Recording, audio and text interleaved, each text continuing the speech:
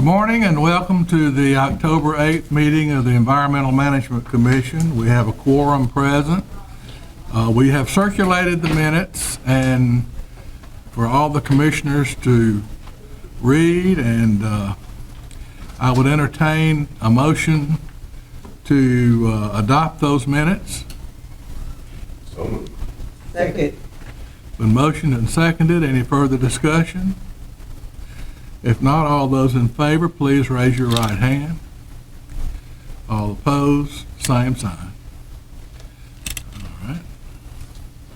Debbie, do you want us to wait until we sign that thing or not? Right, I'll do that with you, with the chair. Okay.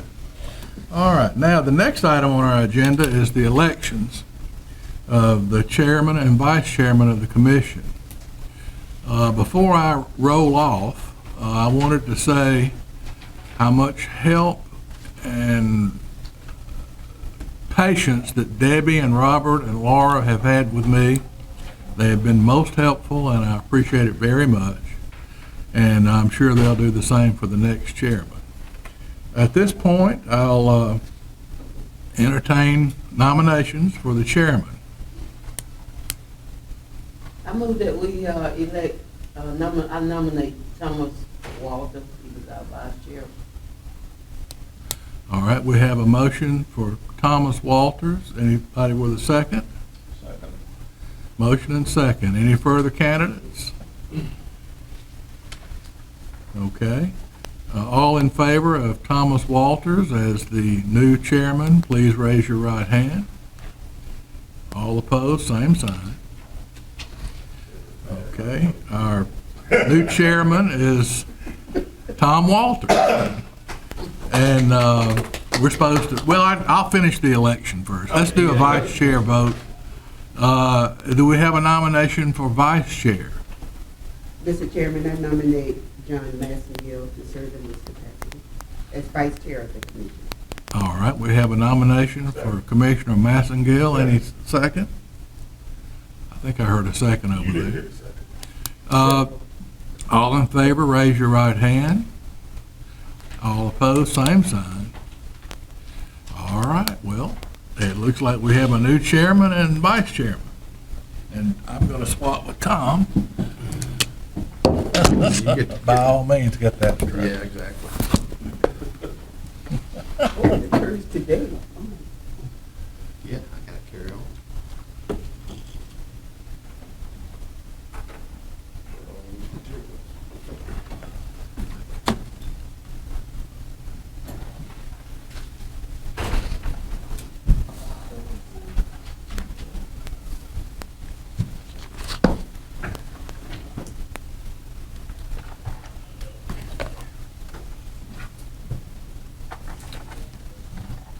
Well, before we continue, I just do want to, on behalf of the rest of the commission, express our appreciation to Sam Miller for serving in the chair capacity for the past 3 years.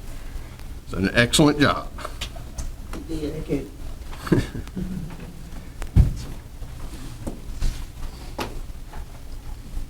I'm going to go ahead and, if it's okay, we'll continue on.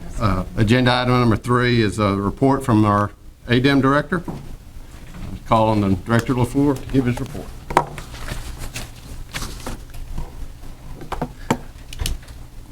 Well, Dr. Miller, I want to thank you for your service also as chairman, and each of the commissioners for y'all's service.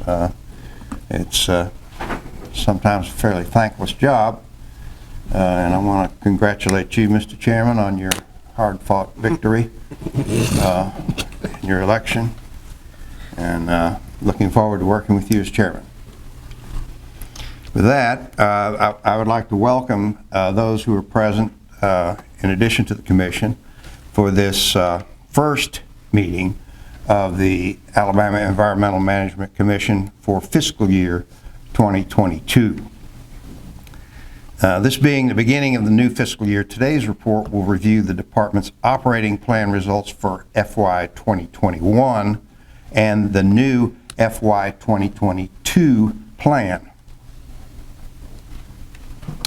In 2019, the department and the commission updated the Unified Strategic Plan, as is done every 5 years, The goals in the department's annual operating plan are the same as those in the 5-year Unified Strategic Plan. To achieve the 5-year goals in the strategic plan, each year the department develops an annual operating plan that sets forth specific objectives toward achieving the goals. Today's report will review those objectives for FY21 and FY22. And let's see, my clicker's not doing quite right now. Where are our IT gurus? Okay, number one guru.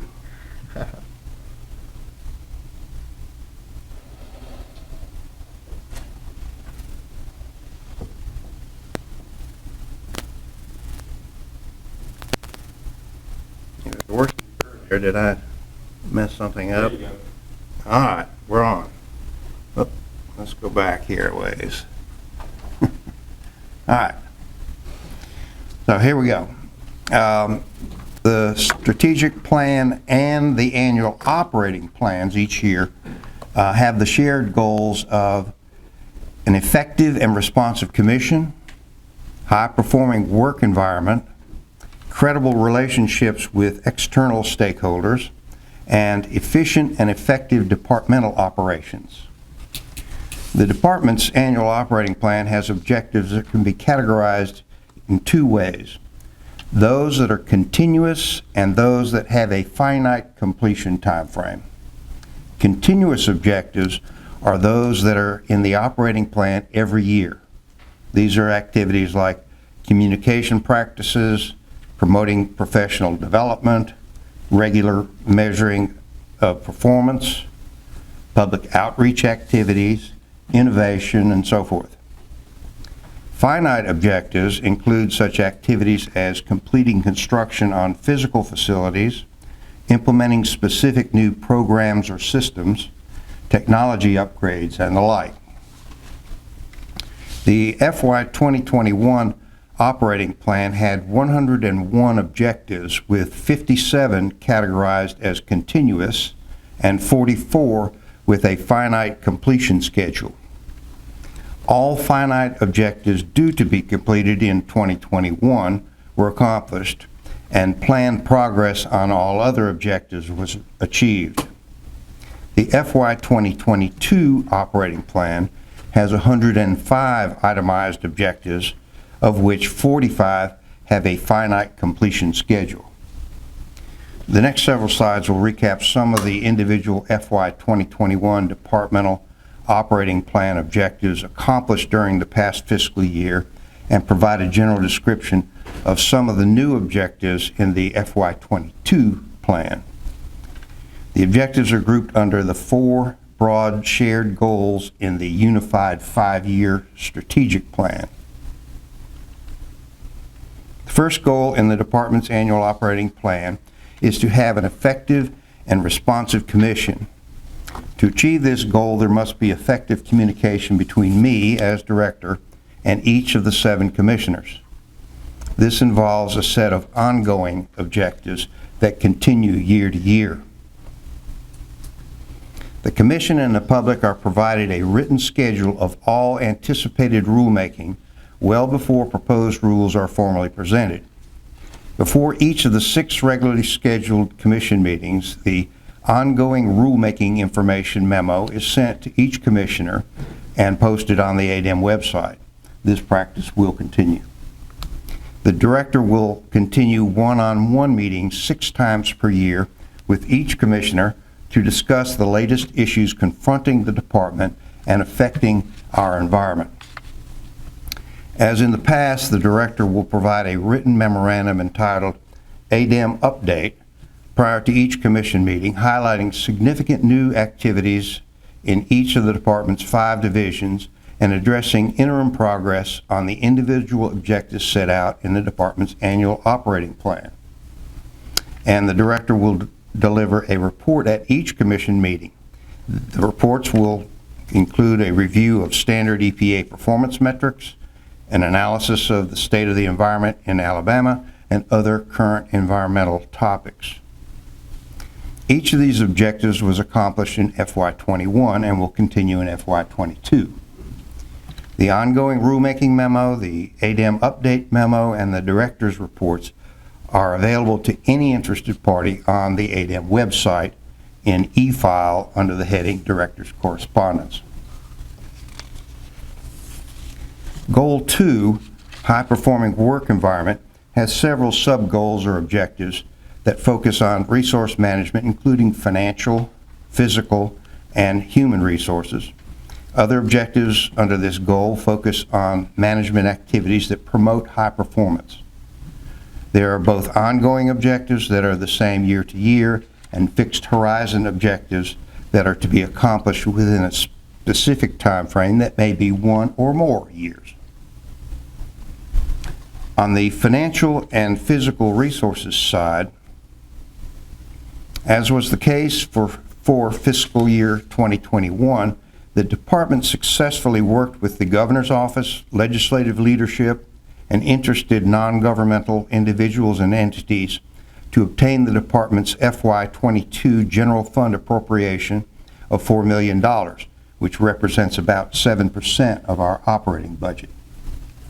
In FY 2021, the department was also successful in obtaining other financial resources in addition to our general fund appropriation and the normal programmatic funding from EPA. Several noteworthy competitive grants were $500,000 for waterway litter reduction, $340,000 for emergency and disaster relief generators needed by drinking water and wastewater systems, $319,000 for lead testing in pre-K and daycare facilities, and $200,000 for expansion of our exchange network to increase departmental efficiency through e-enterprise. In total, the department was able to obtain grant funding of nearly $1.6 million over and above normal programmatic funding. Now, just yesterday, we received notification that we are going to be awarded another competitive grant in a total amount of $1 million. Now, it will not be published or made known to the public for another week, but we'll report on that when that takes place. The department also successfully worked with drinking water and wastewater systems and communities with boating infrastructure needs to obtain $2.3 million in pass-through grants. These represent good progress in our continuous effort to obtain innovative funding for the department and the public entities we regulate. In FY 2021, we made progress on our largest physical resource upgrade, the multi-year Mobile Field Office development. Progress was slower than planned, due in part to external engineering consultant COVID-19 issues and federal delays in standing up the Restore Act review process. As you know, a $5.9 million Restore Act grant is providing most of the funding for this project. In the human resource management effort to promote a high-performing work environment, the department has continued to recruit interns and co-ops with the objective of encouraging the most talented candidates to become permanent employees when they graduate. During 2021, we were able to recruit 8 interns and co-ops, which is up from fiscal year 2020, despite the continuing COVID-19 pandemic. The department has and will continue to focus on advancing diversity within the department through specific initiatives, including recruiting at all and many out-of-state historically black colleges and universities. We recruit minority and disadvantaged candidates from many other regional colleges and universities as well. In keeping with the current trend in recruiting, we are also using online recruiting services. Another ongoing objective in the management of human resources is to promote professional development of our workforce, which is necessary to support a high-performing organization. Progress made includes, during fiscal year 2021, 29 individuals completed a voluntary leadership training program developed by the department in cooperation with Auburn University at Montgomery. The program trains 8M professional staff who have not yet become managers. In total, 87 personnel have completed the program since its inauguration in 2019. The fiscal year 22 operating plan continues the leadership training initiative. Among the most significant personnel programs in FY20 and 21, and that will continue in FY22, is teleworking. The department, working again in cooperation with Auburn University Montgomery, developed a specialized program to train managers on how to manage a remote workforce. All our managers have completed the course. Approximately 55% of our personnel are able to telework either 1 or 2 days per week. We currently have 11 individuals in the Certified Public Manager, CPM 1 accreditation program, and 11 more in the Advanced CPM 2 program. They will graduate later this month, and I will introduce them individually at the December Commission meeting. In FY 2020, the department began providing specialized accreditation training to assist our personnel seeking to achieve the professional engineer and professional geologist designations. These initiatives help develop and retain more of our high-achieving individuals. In FY 2021, 12 individuals took advantage of the opportunity and enrolled. That program will continue in FY 2022. In FY 2021, we introduced to you 4 personnel who earned PE accreditation. Today, I am pleased to recognize another individual who has gone through the rigorous steps that are required here and throughout the nation to earn the professional engineer designation. Richard Kenner, where are you? There you are. Stand up. Stand up. I don't recognize you with your beard as well. But Richard is also one of our PhDs in our land division. Richard, congratulations and thank you. Thank you for your hard work. And you get a raise. So, this list of professional development objectives does not include the numerous continuing education programs our personnel engage in to maintain their accreditations. The FY22 operating plan will continue to emphasize professional development. Also within the broad goal of promoting a high-performing work environment, we will continue the practice of regularly using objective, relevant data to measure work performance. This is accomplished in part by presenting updated standard EPA dashboard analyses for the air, water, hazardous waste, and drinking water programs at commission meetings. We present these metrics to keep the commission and the public informed about performance, but as importantly, the department uses the dashboards to track its results, which is a necessary activity if we are to continue being a high-performing organization. The most recent dashboard updates show the department continues to beat national averages. Finally, innovation is an important objective within the goal of achieving a high-performing work environment. As is typical, innovative ideas generated in FY21 led to tangible, concrete objectives for FY22. For example, innovation led to new objectives in video education for regulated industries on the most common compliance problems and how to correct them, developing formal agreements with publicly owned solid waste facilities and private industry to create a scrap tire processing network to increase the beneficial reuse of scrap tire materials in the state, development of a comprehensive anti-litter program that includes multiple educational tools and new sources of funding for litter removal technology, and creating a mobile classroom to provide environmental education, especially in minority and low-income areas. Innovative ideas in FY22 will no doubt lead to new objectives for FY 2023. Maintaining a high-performance organization requires continual improvement. Many of the objectives in the high-performing work environment goal, which include providing financial, physical, and human resources, using data-driven performance measures, and promoting innovation are ongoing endeavors that continue to move us forward, but by their nature are not ever fully completed. For that reason, a number of the objectives for FY 2022 within the broad goal remain the same as they were in FY 2021. The third broad goal is credible relationships with external stakeholders. Objectives to achieve this operating goal include engaging at least twice per year with all interested regulated industry groups, as well as meetings with elected officials, state agencies, civic organizations, and any group or individual interested in working with the department on environmental issues.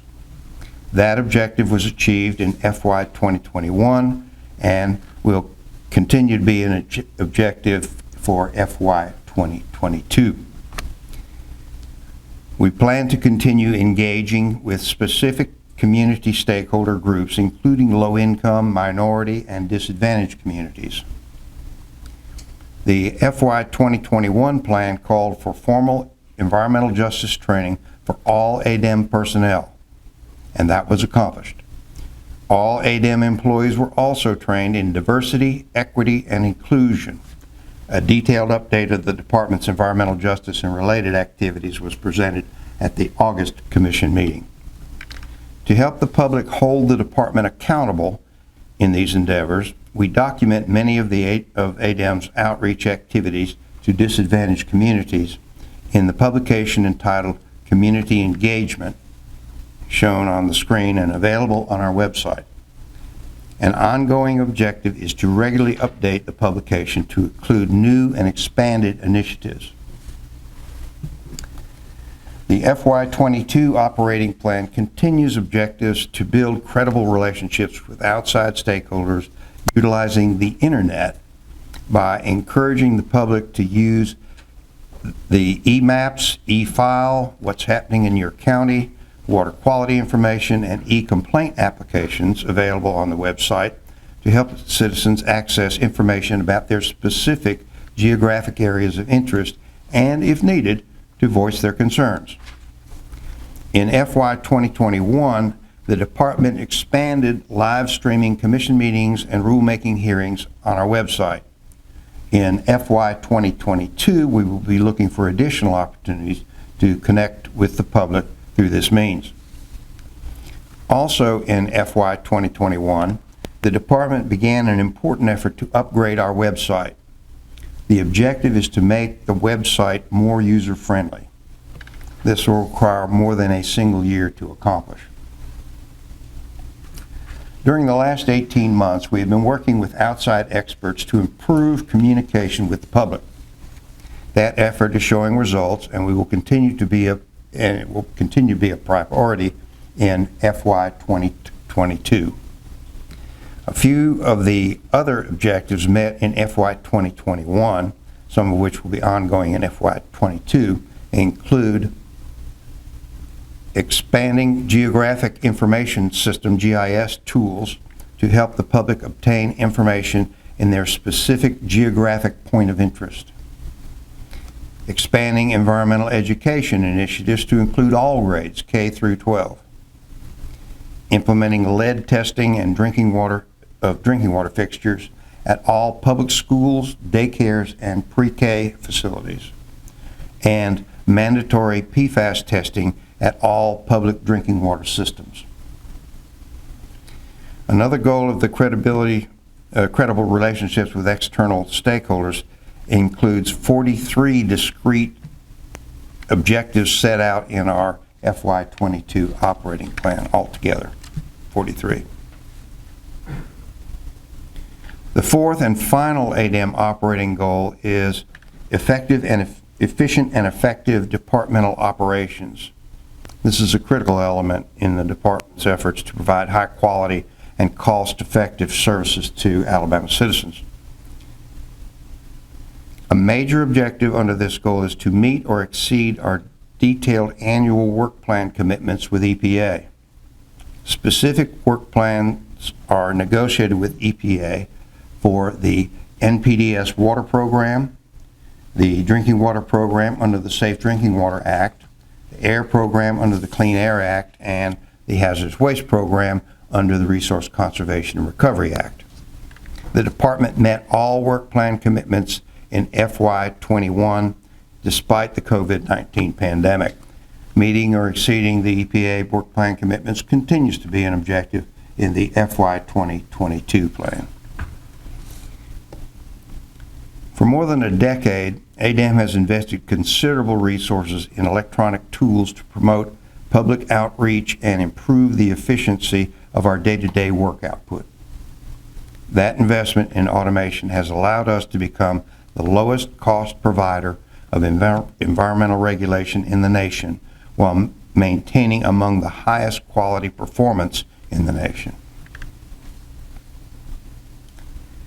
A high priority multi-year objective for the development and implementation of a new generation of computer software begun in FY 2020 is ongoing and is scheduled to be complete in FY 2023. All major internal electronic data entry, reporting, and performance tracking programs will be included. The software systems will be integrated among in-house divisions, external regulated entities, and with EPA systems. All milestones through FY 2021, were met on schedule. With greater automation and increasing remote work, maintaining cybersecurity measures, including secure communication and data storage, as well as overall system backup, are important ongoing objectives in the operating plan. Other objectives under the efficient and effective departmental operations goal completed in FY 2021 include planned replacement of IT data storage and server equipment, implementation of the Alabama Environmental Permitting and Compliance System, known as APACS, for the NPDES water program and the underground storage tanks program. Initial evaluation of the use of the possible use of drone technology was completed, and we developed certification database for tracking air monitoring calibration gases. Other objectives from FY 2021 that will continue in FY 22 include regular, formal, and informal internal communication, implementation of the APACS conversion for solid waste and other land division programs and the air program. We will continue to initiate updates to ADEM rules and to conform the our rules to the federal rules, to rationalize them when needed, and to improve regulatory oversight. We will continue the stepped up state revolving fund loan marketing program to help address deteriorating water and wastewater infrastructure, especially in disadvantaged and small communities. Some of the new FY 22 objectives for efficient and effective departmental operations include using established milestones to implement the new APEX system for the CAFO program and operator certification, developing additional regulated industry e-compliance tools, reviewing the recycling program for possible increases in effectiveness, and installing a drinking water watch public interface on our website. Altogether, the goal of efficient and effective departmental operations includes 33 individual objectives set out in the FY 2022 operating plan. Additional information on progress in meeting the 101 objectives in our FY 21 operating plan is available in the 6 ADEM update reports mentioned earlier that were prepared during FY 21. Once again, these are available on the ADEM website. You received copies of the FY 22 departmental operating plan, with its 105 individual objectives. Additional copies are on the table outside the meeting room for others who may be interested. While development of the department's operating plan is an annual activity, many of the initiatives focus on positioning the department to be a high-achieving organization for the long term. That long-term focus involves developing our future leaders through education and recognizing their accomplishments, establishing a routine of regularly measuring performance, embracing innovation, including modern leading-edge automation to allow high performance despite extremely low funding, building lasting relationships with various stakeholder groups, and providing the physical facilities and other tools necessary to accomplish the department's mission. Like FY 2020 and FY 2021, 21 was a challenging year because of COVID-19. However, it was a successful year. The FY 22 operating plan undertakings are ambitious. We are committed to succeeding again in FY 2022. That completes today's report. If you have any questions, I'd be pleased to try to answer them. Any questions of our director? Thank you, sir, for your report. Thank you. Next item on the agenda is the report from the commission chair. I don't have any prepared report since I didn't know I was going to be commission chair. In any event, I will acknowledge that I appreciate the honor bestowed upon me, and I'll do my best to serve the commission well in the coming year. The next item on our agenda is the report and recommendation from the Personnel Committee on the ADEM Director Job Performance Evaluation. I chaired that committee, so I will give the report. We met this morning. It was the committee member present was Ruby Perry and myself. Kevin McKinstry was not available, but we discussed the comments that we received, and offer the following report and recommendation for consideration for adoption by the commission.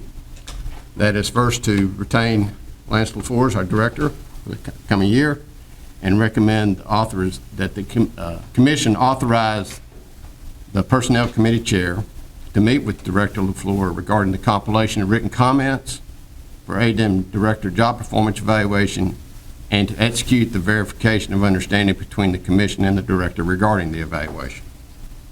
So I'll offer that as the recommendation to the commission for adoption. So I entertain a motion regarding the recommendations of the Personnel Committee. Mr. Chair, I move to adopt the recommendations of the Personnel Committee. Second.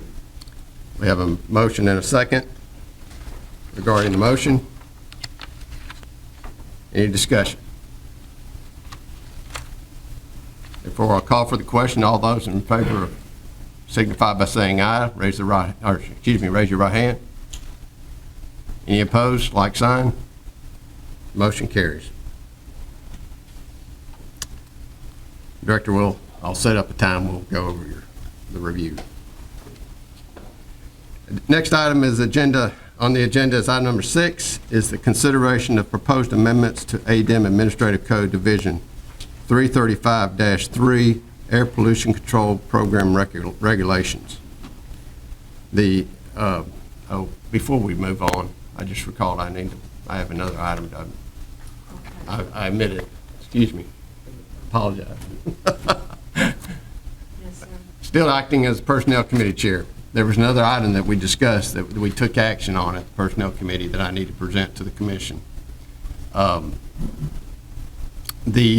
years ago, in fact, we discussed the need, in our opinion, as the Personnel Committee, to look into broadening the salary range of our director, the ADEM director, with the expectation, and in the future we'll be pursuing a replacement. And so as a result of that investigation, we as a committee are recommending to the commission that the commission authorized the chair to submit a letter to the Personnel Board and to the Finance Director recommending that we change the ADEM Director position to a salary grade 91. So I'll offer that as a recommendation of the Personnel Committee to the Commission for consideration. And do I have a motion?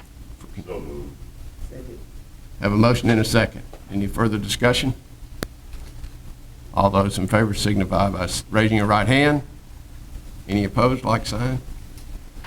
Thank you, motion carries. Now, we'll move on to agenda item number 6, which is the consideration of proposed amendments to ADEM Administrative Code Division 335-3 Air Pollution Control Program Regulations.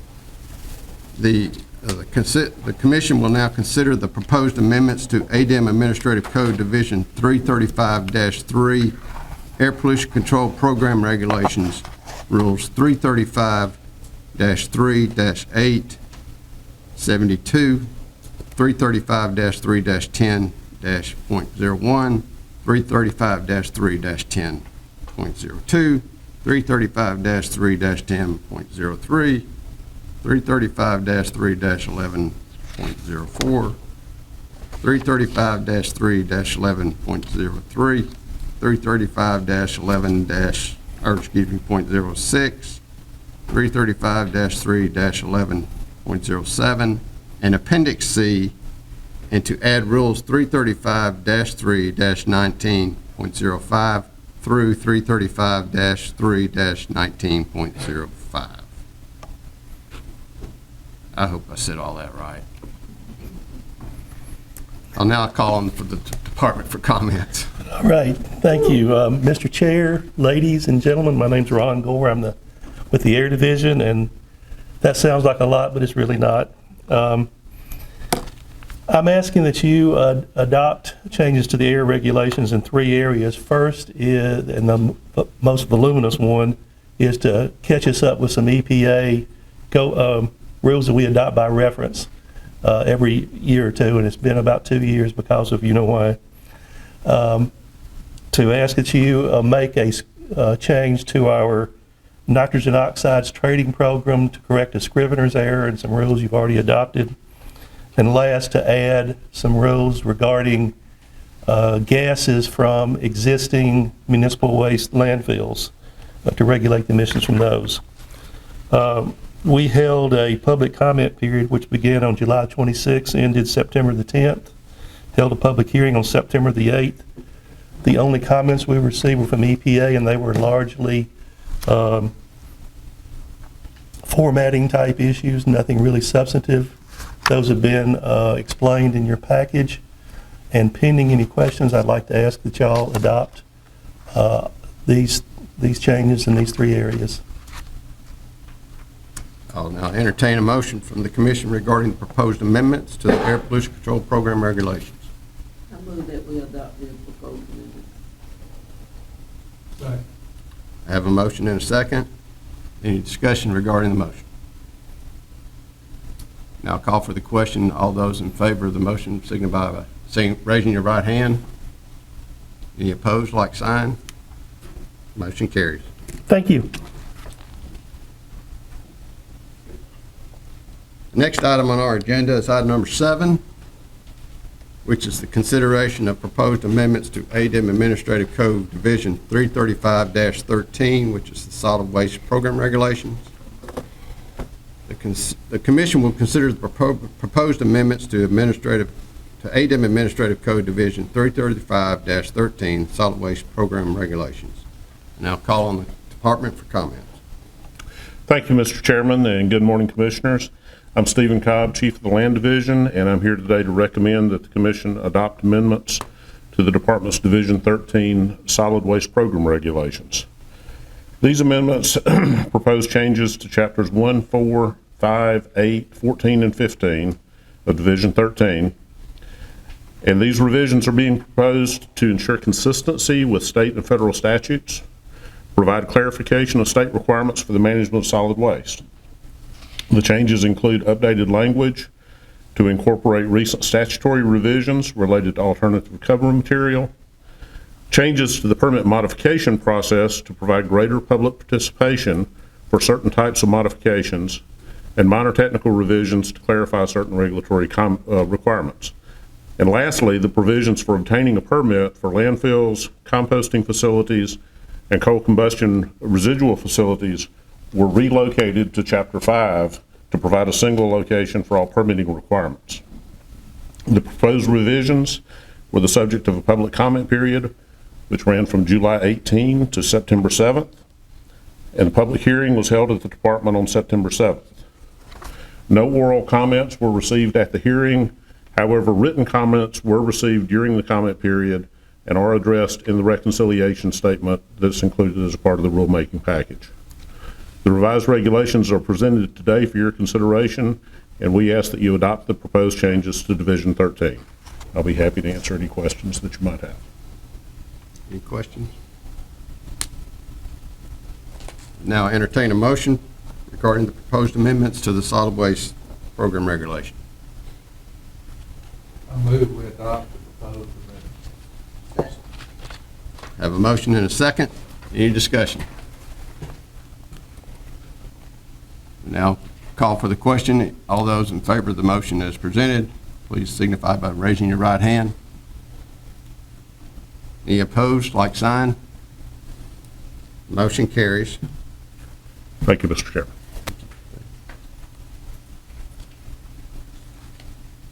Agenda item number 8 is Lee County Commission versus ADEM EMC docket number 21-05, which is an MPDES related matter. This agenda item pertains to the Lee County Commission versus ADEM EMC docket number 21-05, in which petitioner, Lee County Commission, appealed the department's issuance of MPDES permit AL0084191 on August 30, 2021 to Creekwood Resources, LLC, Shady Grove Quarry, Opelika, Alabama. The petitioner also filed a motion for a stay of this permit, a request for oral argument on the motion for stay, a brief in support of the motion for stay, and a corrected copy of their brief. In addition, the department filed an objection to the motion for stay, and the intervener, Creekwood Resources, LLC, filed a response in opposition to motion to stay. I will first entertain a motion regarding the granting or denying the petitioner's request for oral argument on the motion for stay. I move that we grant petitioner's request with a time limit. Have a motion. Second. Have a motion and a second. They would grant the petitioner's request for oral argument with the time limit. Any further discussion? I would suggest that we consider 7 to 10 minutes, whichever one the commission feels to be adequate on the time limitation. Okay. Okay, we have a motion and a second. We're recommending no more than 10 minutes on the oral argument. All those in favor of the motion signify by raising your right hand. Any opposed, like sign. Motion carries.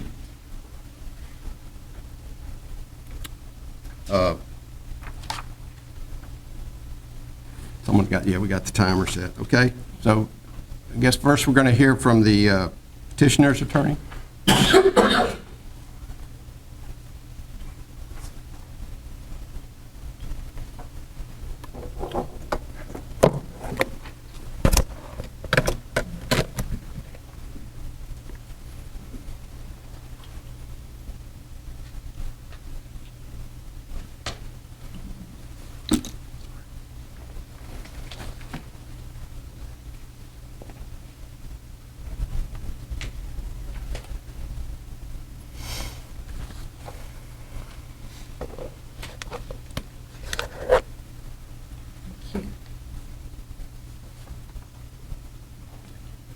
Good morning, Commissioners. My name is Richard Davis. I'm with the firm of Starnes Davis Flory, the privilege of representing the Lee County Commission in this particular matter.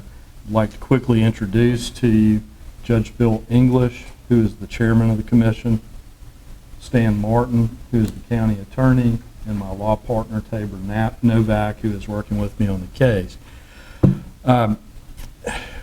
We're well aware of the burden that a petitioner must carry in requesting a stay. So what I'd like to offer you here in recognition of the time limits is a series of points in which we think support the granting of a stay in this particular case. The Commission is well aware of its statutory responsibilities. These include protecting resources and managing them in a manner that is compatible with the environment and the health and welfare of the citizenry. And that is in Alabama Code Section 2222A-2, where the legislative intent for the Commission and ultimately the Department are set forth. So those things are important. It's also important to recognize that we are not here on a not in my backyard case. This is not an NIMBY case.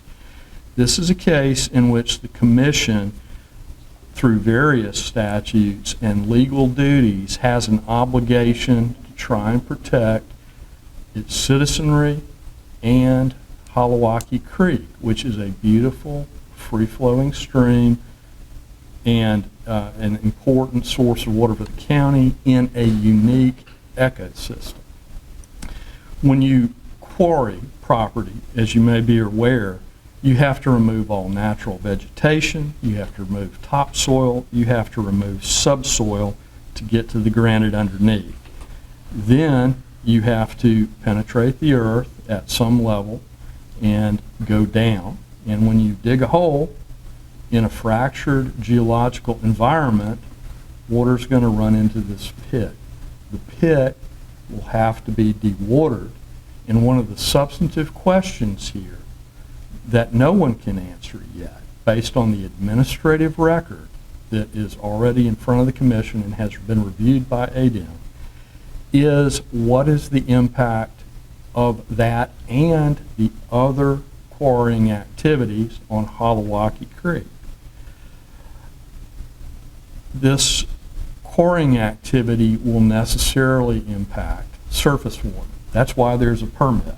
The permit is effectively, in this context, a license to discharge water or pollution, unless it's pure H2O, into the creek. It also impacts groundwater.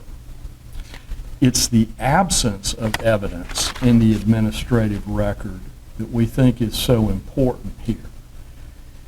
It is not enough in a situation like this simply to take what's presented by an applicant, make a visit or two to a site, and see what boxes have been checked. That may be the narrow legal duty that is in front of the department. And we all know that the department exercises good faith in trying to do its job. So that's not a question here either. The question is it enough, and is there a basis for more to be done? And we would suggest to you that there is. You have the discretion to enter a stay.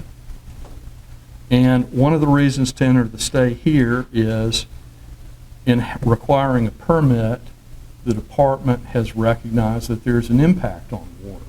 And in the Water Pollution Control Act, which you know is 2222-1, in the definition of waters, this impacts surface and groundwater.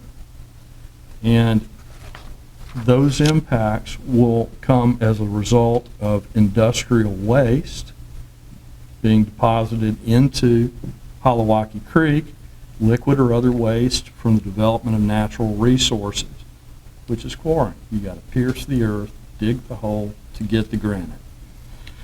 Now, 2222-2 also recognizes that the pollution of the waters to the state constitute, I quote, a menace to public health and welfare, creates public nuisances It's harmful to wildlife, fish, and aquatic life. These things may or may not happen, but I have not been able to find anything that says on a motion to stay that you try the merits of your case. That's why there is a proceeding in front of a hearing officer. So what we're asking for you to do is to stay proceedings that may cause irreversible harm on that property and to Holowockie Creek for such time as the proceeding that can get into the details and the actual merits of the issuance of the permit or the lack of merits can be sorted out. It is part of the Water Pollution Act also that declares any and all pollution is declared to be a public nuisance.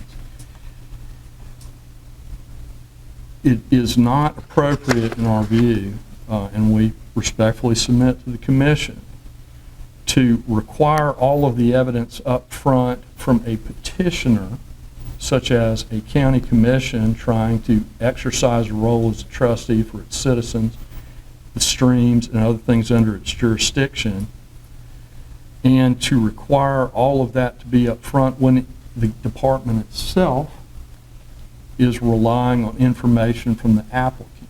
The applicant necessarily has a head start. The department has only those resources that it has to look at these things. And we're simply suggesting that in this case, it would be appropriate to pause, to hit the pause button, and then to let the proceeding take place, to vet the permit and all the things that underlie it in a substantive way to prevent reversible harm. Now, as a final point, we also recognize that you have to weigh the adverse impact to the permittee, to the holder of the permit, in this case, Creekwood. And I would ask you simply to consider this. And damage to the ecosystem is largely irreversible. And if these activities result in a dewatering of Holowockie Creek or other damage to it, that's not going to get fixed. In Mr. Major's affidavit that has been submitted for your consideration, there is an unsubstantiated but large $5 to $6 million figure that supposedly is the monetization of the harm that will occur to Creekwood. Well, there's no calculations or anything that we can see under that, so we don't know whether that's correct or not, and neither does the Commission. There's also a representation that there's a $300,000 loss to the community, including Lee County, the very county that's asking you for a stay, in terms of tax revenue. 5.6 million or 5 to 6 million, 300,000. The pollution control product on ADEM's Form 313 that is in front of the Commission totals $23,677 annually. We believe that it would be appropriate, among other things, strictly within ADEM's jurisdiction, because there is, in fact, a companion piece of litigation, to let us address those issues and see if there is a reason for this permit to have been issued, and for us to have the opportunity to show what we believe that we'll be able to show, which is that there is a basis for a stay. We can't unring the bell if there's harm to this ecosystem. We hope that you will consider it a stay. I appreciate